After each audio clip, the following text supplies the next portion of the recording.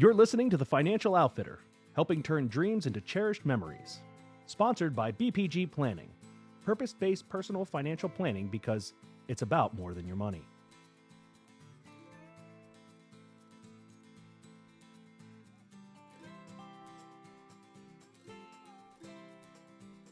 This is the Financial Outfitter Podcast, where our aim is to inspire you to turn your dreams into cherished memories. We believe that the sporting lifestyle is the remedy for what ails the human spirit in the modern world. Thank you for taking some time and listening today. Our guest today is zooming in from the state of Georgia. He's a prolific publisher with nearly 200 published articles to his name, conservation, hunting, equipment. He is now working on his second book. He's actually has 2 TED Talks to his credit, and this is probably like the 23rd or 24th radio or podcast he's been on. And, you know, I tease him when I ask him what he does in his spare time. So welcome, Mike Arnold. Thanks for taking the time and being here today. You know, Mike, when I was looking through your bio, your resume that you sent me, if I kind of counted it up correctly, you're pushing like 200 published articles.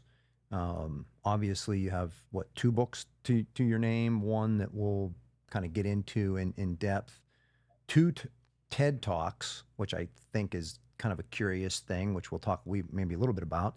Sure. And then this is maybe 23, 24 podcasts, radio shows for you. So, you know, what do you do in your spare time? Well, actually, my day job, you and I have talked about it. My day job is as Department of Genetics head. So I have the big office. I told them I'd give it back to them if they'd let me step down as head.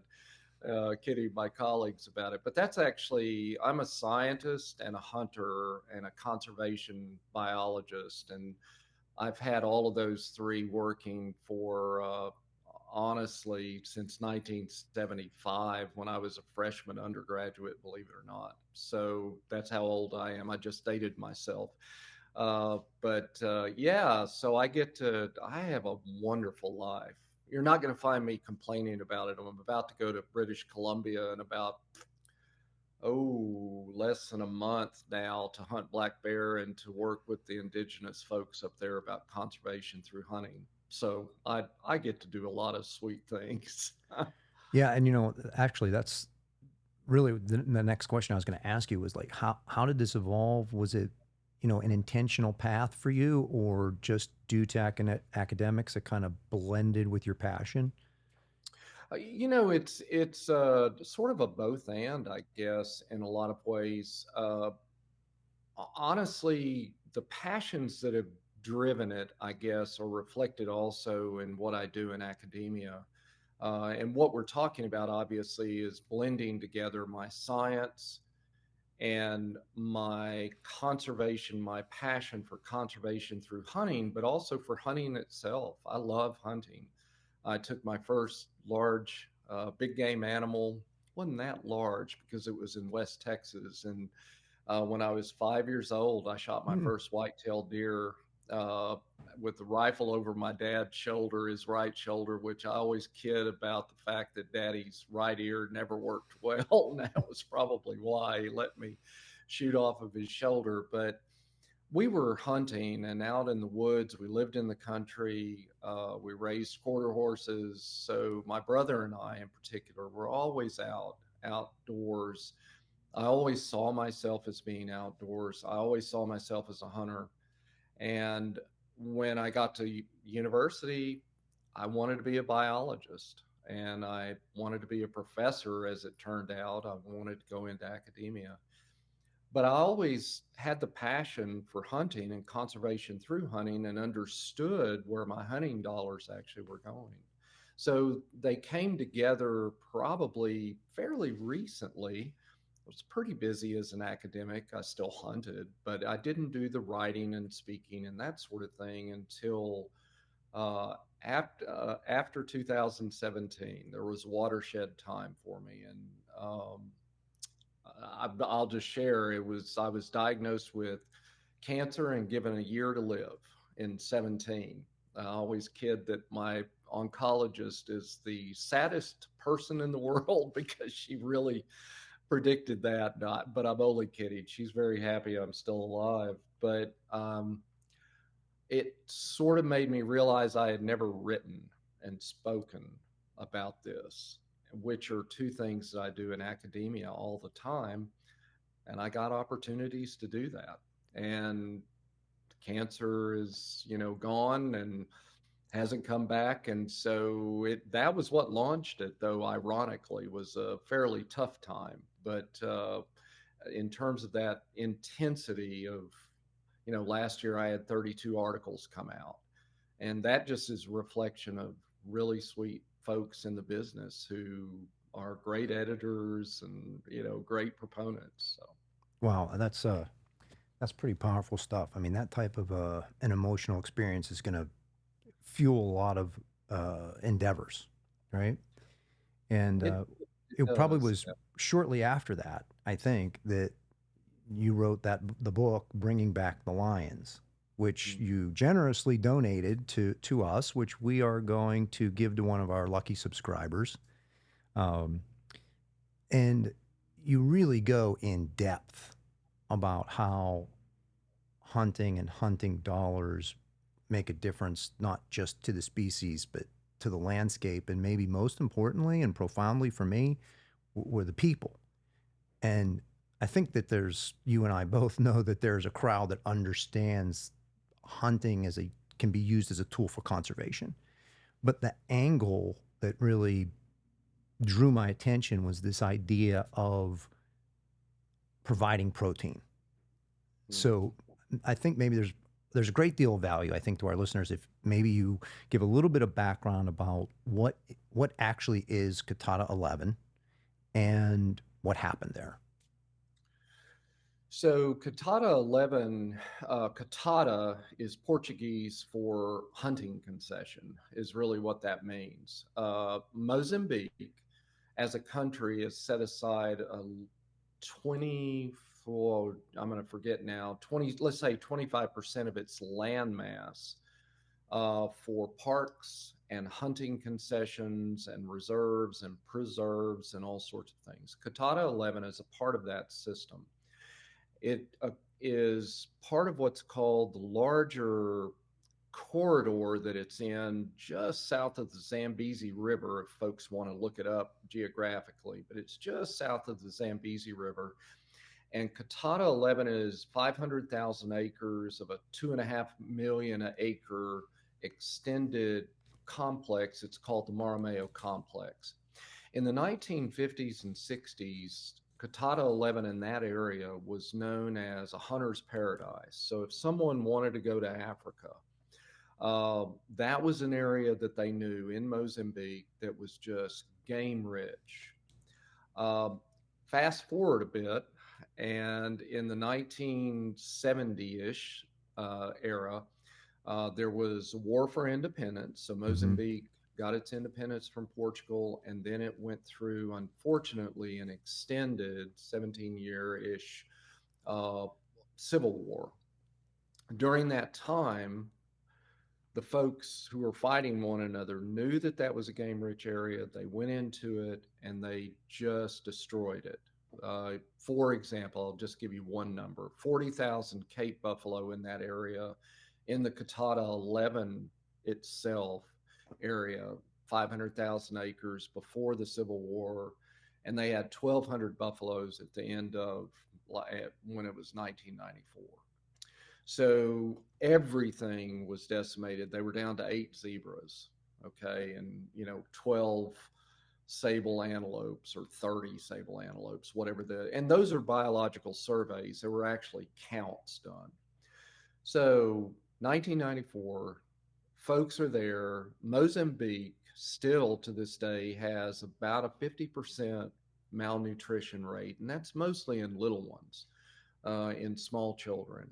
And if you see a TV show and they're asking for money or they're trying to say how bad it is in an area, and they show a little one with a swollen belly, that's what's called kwashiorkor. And that reflects protein deficiency. Hmm. They're getting carbs, say from roots or maize or whatever, corn or whatever, but they're not getting protein.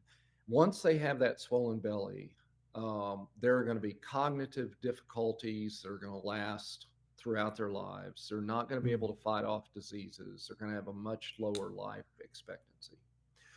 So when Mark Haldane and his partners went, Mark is the heads up Coutada 11 or Zambeze Delta Safaris, which is in Coutada 11. When they went in there in the 90s, mid 90s, they told the folks, what we're going to do is we are going to, all of the meat that we take from the game animals that we take and hunt, except for a little bit for our clients, we're going to give to you. What they've built that up over the years to now that the game animals are back is that every family gets 10 pounds of red meat every week that's in that area. They also have a fishing program. So they have more meat protein coming in than just the red meat, but every family gets red meat. That was the pivot point, I think, for these folks to prove that we care about what we know is one of your major needs. Now, in that area, in Mozambique in general, you still have 50% malnutrition rate. In Coutada 11, in the Maromeo complex, where there are a lot of hunting concessions, kwashiorkor is 0. Wow. Because they have protein.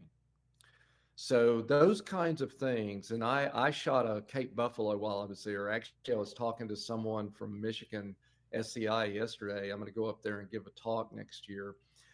Several talks, but we were talking about it. He said, "Hey, have you shot a trophy buffalo in Coutada 11?" And I said, ironically, I've shot a trophy buffalo in Africa, but not there. Mm-hmm. I said, I did what was called a community buffalo, where you don't bring back a trophy. You don't bring anything back. No horns, no skin, no nada. You just kill the buffalo. You pay to shoot the buffalo. And then the meat goes, everything goes to the local community, whichever village or sub-village is the next one in line for the meat. And so we got to distribute that. That's what I wanted to do anyway. And it was just a real special event for us.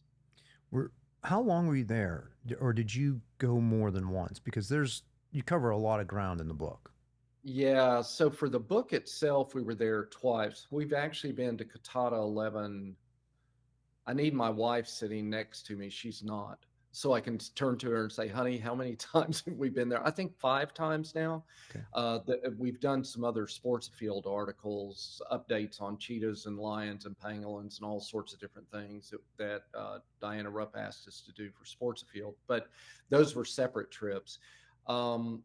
We were there literally months for the book, but it was 2 separate trips. We went in May, and then we went later in July, I guess, of 21. We were supposed to be there in 20, but something happened. Yeah. And I went to Namibia actually for a leopard hunt because it was the only Southern African hunting country open at that particular time. Mozambique was closed. Yeah. Anything done in 21 was a challenge. We were getting back to normal here, but a lot of places were not. Yep. Yeah, absolutely. And that type of international travel was definitely a challenge. Yep. There are multiple programs going on there, meaning, well, maybe I should say there's this rippling effect that goes through the entire ecosystem. And obviously, as you already shared, it touches the people in a really incredibly meaningful way. That stat, 50% of the population is still struggling with malnutrition.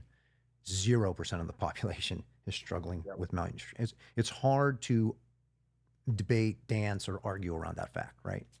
But there's the other benefits, the biological diversity.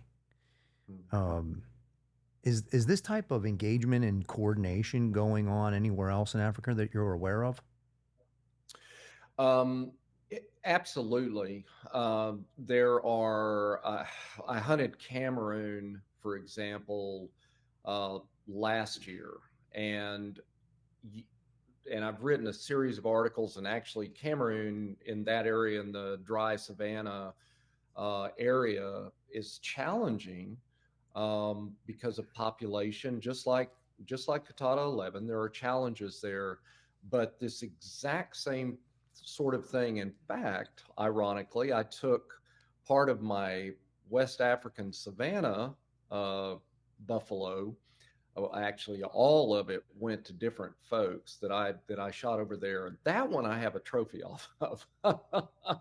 So, but we took the meat from that, about 250 pounds. Once I had gotten my buffalo, we cut it up and took it to a boarding school, a local boarding Mm-hmm. school that and they were just over the moon about it because they need, once again, what's the major need? They need protein because of, though they have cattle, they actually use them as a bank account. They don't kill them. It's not like West Texas where Right. I grew up, where cattle are grown for one purpose only, basically.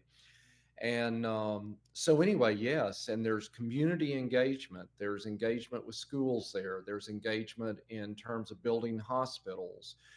Exactly the same sort of thing that's happening in Coutada 11. In Namibia, it's community run where I did my leopard hunt. It's community owned concessions. They went over from the locals own the lease from the government, the local villagers, and they lease it to the hunting concessionaires. And someone asked them, came in and interviewed them and said, look, you were agriculturalists. You were raising crops. You were raising cattle and goats. Why did you switch to a hunting only? And one of the folks that they were interviewing said, it makes perfectly good sense. I can sell a cow for $40. I can sell a kudu for 600, and I don't have to sell that many. And he said, also, it protects our land. Our birds are back. And he started running through. He said, our natural setting is much healthier. Mm-hmm. So, they realize it. And you see the same thing in Tanzania. You see the same thing in terms of community outreach and interactions, Zimbabwe, Zambia, et cetera. You see it in multiple places, groups of, you know, Aboriginal people making rational decisions based on economics Right. that enhance their environment, and yet people that don't live there are more than happy to pass judgment on what they should and shouldn't be doing. Fascinating, actually. Well, I mean, Larry Weishuhn, a buddy of mine who's called Mr. Whitetail here in the U.S., he said he saw a cartoon that was interesting, and it's several African men sitting around a campfire. Obviously, it's out in the bush somewhere, saying, "You know what I think the Texans ought to do with their white-tailed deer." Yeah, perfect. You know, so I have to ask, just because I do find it curious that you had the opportunity to produce a TED Talk or do a TED Talk. Did you get any colorful feedback from that? You know, so I am actually, your tone and your attitude about this is exactly my tone and attitude when it was proposed to me by my agent, who lives in New York, and he said you ought to do a TED talk, and I said, I don't think they're going to want me. Hmm. Hmm. And he helped me with the book, and he's a good friend, and he hunts a bit, and he loves fishing, so he's not against outdoor stuff, even though he lives in Midtown New York. But anyway, he had a friend there in New York. She lives in Hell's Kitchen, and she is a producer of she does lots of TED stuff, but she is definitely not on my side of the political spectrum. We're good. We're actually buds, but I mean, now we're good friends. But, Marie was like, when I went to her, I got the recommendation from my agent who knew her really well and or introduction. And I went to her and I said, here's what I guess I'd like to talk about. BG, my agent, BG, thinks I ought to try to do this. She said, let me think about this. So she went home, and her partner happened to be there dad was a hunter there in New York. And Marie's partner said, well, let me explain to you why hunting in North America has brought all the animals back and has supported the ecosystem. And her partner doesn't hunt, okay, but their dad did. And so they walked through it, and Marie called me the next day and said, I'm really interested in this. This is fascinating. And I asked her, I said, do you really think the TED folks are going to want something like this? I mean, there are like dead animals discussed in this and hunting. Yeah. And it turned out not only did I do it once, but I was invited to do it again by another group, TED group. So we videoed, both of those were done before they were back. Once again, this is that COVID thing. Both of these were done before they were actually having in-person TED presentations again. And so they asked us to do it, to video it. And we did that in Coutada 11 for both of them on the 2 separate trips. Yeah. Interesting. But I didn't have, you asked about colorful.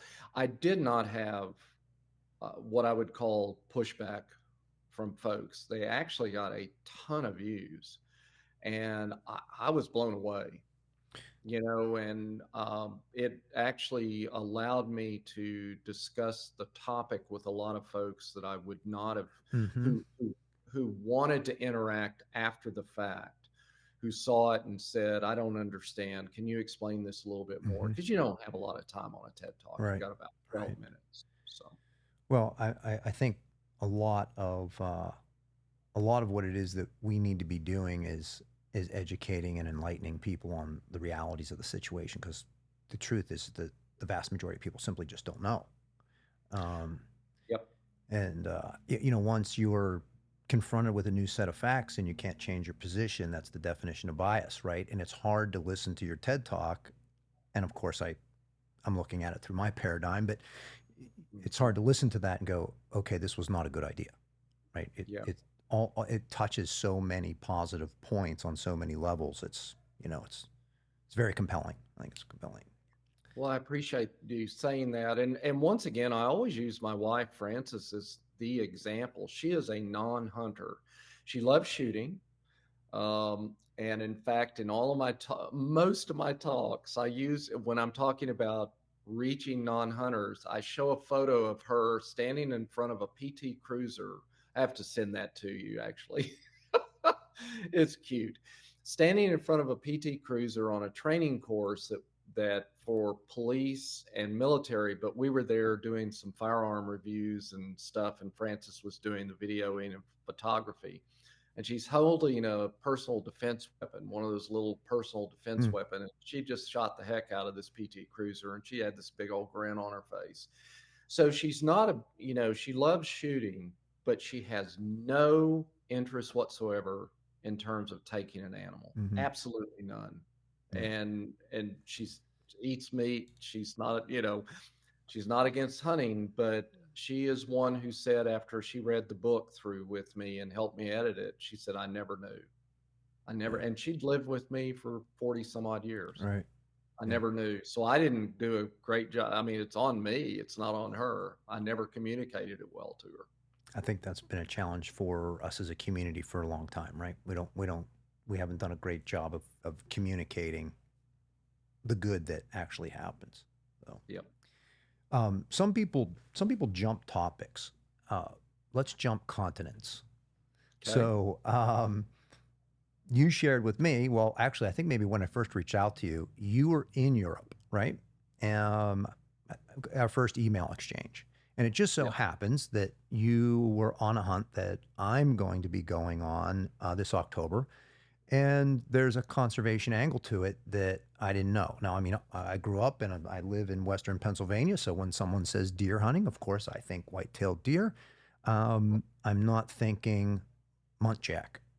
So a lot of people may not even know what that is. But maybe you could share with us a little bit about what you were doing there and what that hunt was like. So yeah, when we interacted, I was in England. Been to Europe a couple of times. and Sweden once, and to England once. And I tell you, I'm going back to, well, actually, I'm jealous. I'll be honest with you, Brian. I'm jealous because you are getting to go to the Highlands in Scotland this Mm-hmm. year. I get to go next year. So we're sort of flipping Yeah. what we've to do now. You're doing both things this year, so I'm really jealous. So in England, there are a couple of different species, just like everywhere else, that humans have introduced. Okay, that are not non-native species, and there are a lot of species there that are non-native, just like we've done over here in the U.S. Okay, think about pheasant, for example, Mm-hmm. which I love eating and hunting, but they're non-native. So you can think about those sorts of species. Now, they have introduced a couple of different little deer, tiny little, about 20 to 30 pound animals, is what they grow up to be. One is a Chinese water deer and one's a muntjac. They're both from East Asia Mm-hmm. area. The muntjac is this. I'm looking at a photo on my other screen of me with the muntjac, but it is a funky looking little animal. But both of them are what are referred to as fang deer, and that means that they have these canines that continue to grow. And the primitive form of deer in general, in fact, you'll see it in whitetails occasionally. You'll see a whitetail that has extended quote unquote fangs. They're really tusks because they don't carry venom or anything. So they're not really fangs, but we call them that. But you'll see it grow out, and it's a genetic mutation that occurs occasionally. But that's the primitive way that deer used to have those Mm-hmm. back in the day, back in the fossil record. You see it. So the muntjac and Chinese water deer are both fang deer or tusked deer. And the muntjac in particular, though, is now listed by the European Union as an invasive species because of the damage it does if its populations grow to overpopulation, but if they grow to a certain size. They damage the vegetation, which then knocks out birds for their nesting sites, and insects and amphibians and everything else. They affect everything, just like elephants in Botswana destroy the habitat when we don't control their numbers. So the muntjac has a sort of a double-barreled conservation issue that I've written up. I have an article coming out in Dallas Safari Club's Game Trails pretty soon.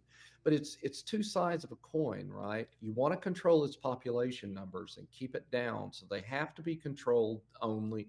The only way to control them is through hunting, period. There's no other way. You can't transport them around because there's already too many of them. So you have to control them by hunting. And then the other side of that coin is you don't want to devastate their populations through hunting and culling to the point where you don't have them there for hunters, because the hunters' dollars are what actually drive the system, allow the muntjacs to be controlled. So it's not, that's that tension that we have there. You need the $100, so you don't want them to disappear, but you also don't want them to get overpopulated. And so that's what's going on right now. Every year, it is the fact that in the areas where the muntjacs are, they have to be controlled through hunting.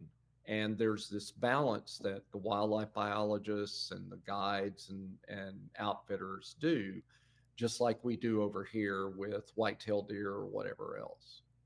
So were you there just for muntjac? We actually were there for muntjac and for Chinese water deer. And I got both of the little guys. Was very fortunate. Chinese water deer, there are hundreds of them. And so you'll see them in the areas where they are. You'll see them in the cultivated fields. Makes farmers think they're actually eating their fields, but they're not. That's not what they do. They're browsers, but they're out there in the fields. Basically, it's a defense kind of thing. And for mating and all that sort of thing, they're really not out there eating the wheat per se, or not much of it. The biologists have found that. But anyway, you'll see hundreds of them. So people will say, oh, they must be easy to hunt. But the problem is they're tiny and they don't like you to get within 300 to 400 yards of them. So I did not take my Chinese water deer at 300 yards. So that's a stretch. It would be for me. And the muntjac, on the other hand, is wonderful because he reminds me of a bushbuck. They remind me of a bushbuck or a white-tailed deer. Very much where you'll see them in wooded areas and with, a lot of ground cover, and they disappear real easily. Well, first of all, they're real short and they're tiny, so they can disappear behind things that, say, whitetail not necessarily would be able to, but they're still in and out of that brush. It's a wonderful spot and stalk kind of hunt for both of them. Very different. The Chinese water deer, honestly, though, reminds me of hunting pronghorn. Very flighty. The muntjac is also flighty, but it disappears in 2 steps, where the Chinese water deer can run off and you can see it, but it's way too far away. You had mentioned when we were talking that you thought that the European hunting, or maybe specifically the muntjac, was maybe a good first step for people that in the United States that may not have traveled internationally to hunt. Mm-hmm. I think European hunting in general, both the Swedish hunt that I did with Scandinavian outfitters, Steph and Sophia, they did a wonderful job. And then the Royal Outfitters, who I hunted with in England, both of them did the same sort of thing. And that is that they cater to Americans whose trip it is their first trip or their second trip. And what that means is that you're staying in very comfortable quarters. And if you have, and this is the really incredibly important part to keep in mind. So my wife, Frances, went with me on both of those trips. In both cases, Frances got to go out and tour places while I was out hunting a couple of the days. So in the English case, she went to London. And now we've spent a lot of time in Great Britain. We spent 2 months in Oxford one time. So she knew sort of what she wanted to do, but the folks with Royal Outfitters organized the trains, organized, getting her to the train station. They know to take care of the non-hunters. And so the non-hunters can go along and they set up tours for them while the hunters like me are out sweating and falling in mud and stuff like that, because that's what we want to do. So that's why I think the European situation, both for the hunters and the non-hunters, is just an excellent opportunity. You can take your family with you, and you can do this in Africa too. Okay, you can do it in Africa, you can do it other places, but it's easier in Europe. I will just say that it's easier because there's so much to do, so much to see, and easy to get there by a train and that sort of thing. Yeah, well, and you don't have a language barrier. In most of these places, there is absolutely no language barrier because they can speak 6 languages. In most of these places, everybody speaks multiple languages, and English is one of them. Yeah. We do have somewhat of a similar scenario in our trip to Scotland. For our trip to Scotland, it's like they basically they pair a touring package with a hunting package. Yep. And it really does make it conducive for an entire family to be able to enjoy the travel, the experience. Yep. Yeah. One of the famous shooting families, I won't name them because they're friends of mine, but they may not want to be named right now, but they are really excited about going to Scotland, as am I with this Royal Outfitters, because I'm going to get to ride the Harry Potter train. Oh, there you go. That's definitely a twist. I know. Someone said, "What are you hunting?" I said, "I don't care. I'm getting to ride the Harry." No, I'm kidding you. I told them what I was hunting too. But anyway, Francis and I laugh about that. Yeah, we're going. Why are you going to Scotland? Ride the Harry Potter train. Cool. Not conservation through hunting. Yeah. We're getting close to last light here at the den. So, is there any kind of last thoughts that you'd like to share, and or do you have any projects coming up that you'd like to make the folks or us aware of? Mainly what I would like to actually share, you had mentioned 2 books. I'm working on a second book that'll be global. And I have a tentative title and my agent hates it. So Bringing Back Eden. So it's going to get changed. It always does. I don't do well with titles. All of my magazine editors always change my titles. I don't understand. So, but I am working on that. But I think what I would like to encourage folks, because sometimes we may feel as hunters and shooters like we're under, the microscope and folks don't like us and that sort of thing. I would encourage us more to think about what you said earlier, that it's not that we have such a hostile audience out there, but that maybe and I've found this, the largest number of folks in North America, in the US, are those who just don't know, like my wife, Frances. So I would encourage us, as we think through and have opportunities, to be a bit evangelistic about it, in the sense that we say, if someone brings up about hunting, say, yeah, we have this to thank hunting for. We have white-tailed deer, we have turkey east of the Mississippi, we have elk east of the Mississippi, if we're east of the Mississippi, that is. And we have all of these different species conserved, and overseas we're feeding folks. And just to maybe feel, because I am proud of hunters and shooters. I really am. I always tell them that. I'm just so proud of the folks going out there and spending the money and enjoying the outdoors and transmitting that to other folks. And just to realize that probably your neighbor is unlikely to be an anti-hunter. They're more likely to be a non-hunter who just needs education. I think that's a fantastic message, and it sums it up really well. So, if people wanted to find you, what's the best way to find you? Mike Arnold Outdoors? MikeArnoldOutdoors.com. And on that site, they'll see upcoming things that are going on, magazine articles that have come out and will be coming out. There's a link to the book, Bringing Back the Lions. If they want to purchase one, a signed copy, that's where they can get a signed copy.